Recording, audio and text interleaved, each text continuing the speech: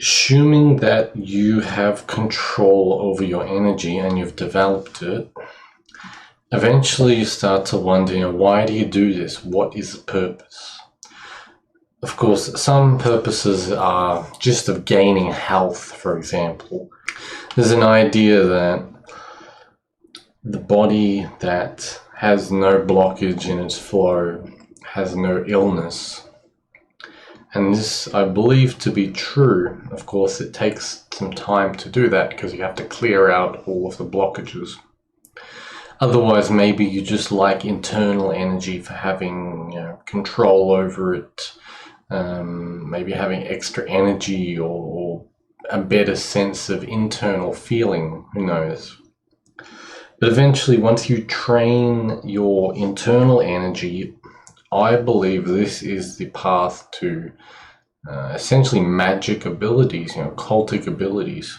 And specifically magical abilities, what you might think of is more using the head, while you can also use the energy through the body. And this is more, for example, in martial arts, where you enhance your defense or you enhance your combat, your striking or something.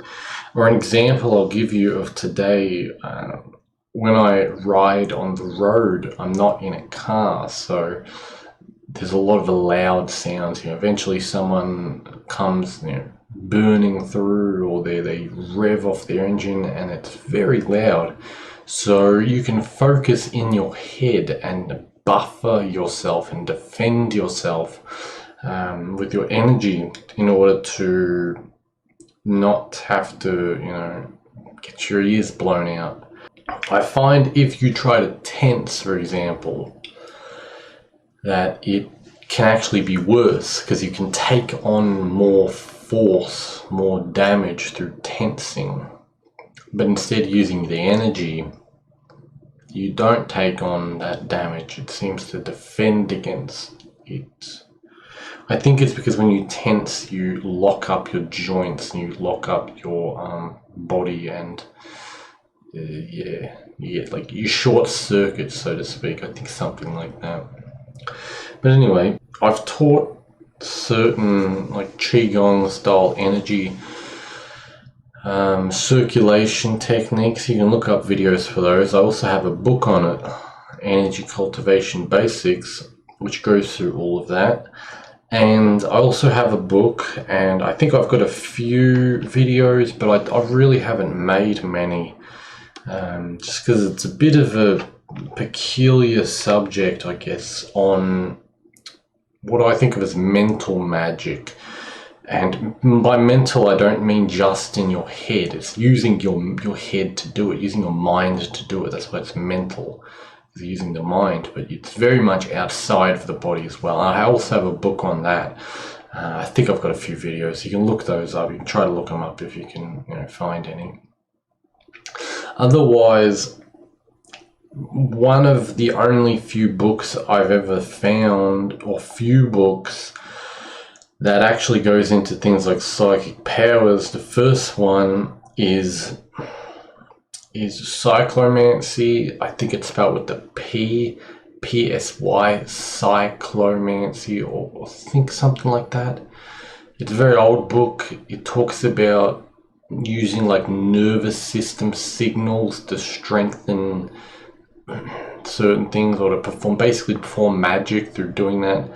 And Barden's book, his Hermetic book, the Introduction to Hermetics, that one's a bit, you could definitely chop the book down. For example, my book on basic mental magic goes into some of the exercises that are similar to Barden's, going through the elements and using those, which kind of gets us onto what exactly is, how do you develop occultic abilities, which is the main thing in this video. To answer that, as I said, first you need to develop your energy and control of it. And then secondly, you practice the occultic ability you want. for example, you start to slowly practice control of energy out of the body, try to form it into shapes, into different, volumes of geometry and such, and try to play with different elements, like the fire element. Try to make it hot, try to make it cold, try to make it heavy or light, and then you'll understand energy further. You'll understand positive and negative energy. Negative energy is black, it's heavy. It's good for defense and grounding and shielding and, all that stuff. All the light energy is warm and it's, like light as in like a light bulb light. And it's light as in weight light. And it's white and all these kinds of things. And you play around with that and you really try to feel it. Because I'll give you an example. If you try to stand there and you try to force push something like a door or something that hangs and swings, like some blinds or like a sheet, like a blanket or whatever. You try to push something, a tissue. Really see how much can you push it. How much is just the air coming off you. Chances are you really don't have any ability to push it, unless you've trained this, unless you've done this, and you have to work from what you have, and then you really have to feel it out. How do you force push something? How do you push something with your energy? You'd assumingly you would push out energy. You try to push the object with the energy. And if you're doing like a slow push or like a blast, you do different things, and you just have to practice that every single day. And you have to feel it out. You got to feel using your energy, because that's what you're using it through. We're not trying to do martial art techniques, physical martial art techniques, or I don't know, dance techniques or something where you're moving the body in different ways. That's not what we're doing. We're trying to use the energy. Same thing with magic. The idea, maybe you're trying to curse a person or heal a person or give them luck, or mentally manipulate a person to do something, kind of like they're a slave, like making them into almost a slave temporarily. How do you do these things? Well, you essentially overlay what you want happening onto them or yourself or whatever it is. It's like the idea of opening a lock by magic. That's a kind of a basic one. You either, if you physically you can feel everything and you can use like a telekinetic force to open it. I mean, that's a simple way to do it. Otherwise, if you're not that good, you would kind of feel and imagine as though the lock is opened, and you can open that door and you put your will into it and your force into it, and the more you practice, the more it seems to happen. So that's, as I said, that's more of the mental stuff. The physical stuff is more the pushing, like pushing with energy, pulling. And you can use them both, of course, and you can pick different elements, but ultimately the physical elements like water and earth are pretty much going to be the same. The water and earth is both a physical thing, while air and fire, electricity, these are all spiritual forces. They're not physical anymore. So those things are going to be similar, but ultimately in water you can form into a sphere, like a ball, pull it up and all that, and make it like a little whirling shape within it, like it's going down drain. Well, you can't really do that with rocks or something.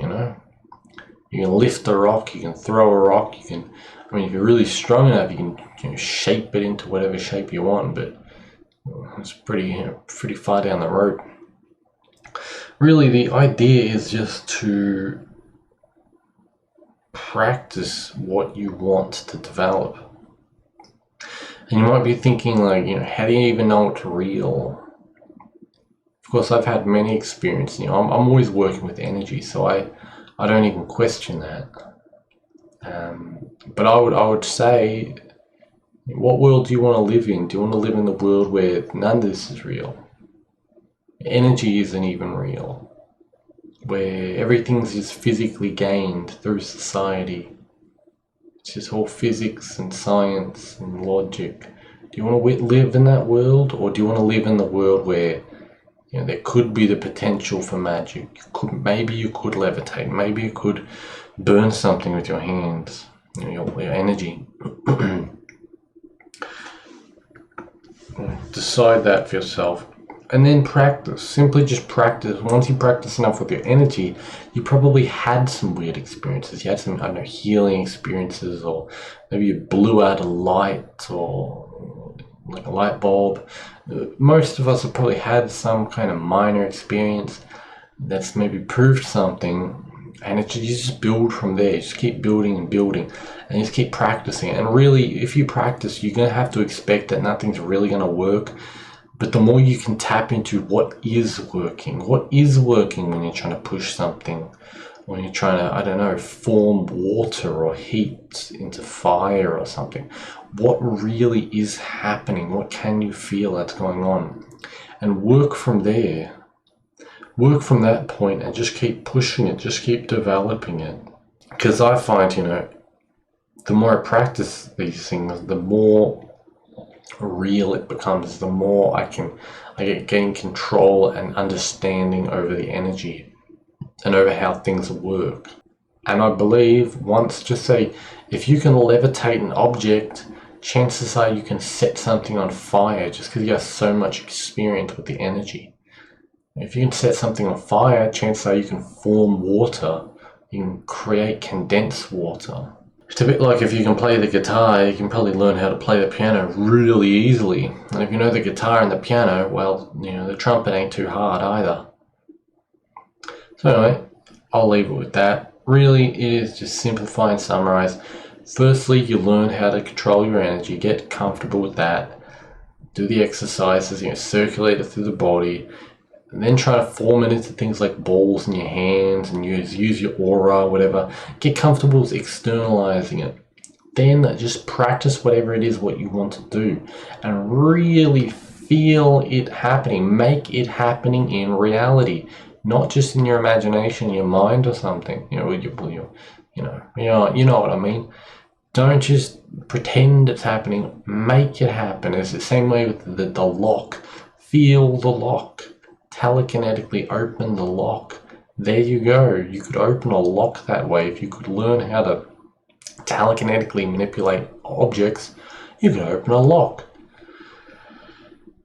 So there you go. Really, that's what I found. It's that simple, but it's the more you practice it, the more you will understand what I mean by making it real, and then it becomes real. So it's just through the control of the energy, really. Anyway, I'll leave it with that. Of course, feel free to check links in the description, and have a nice day.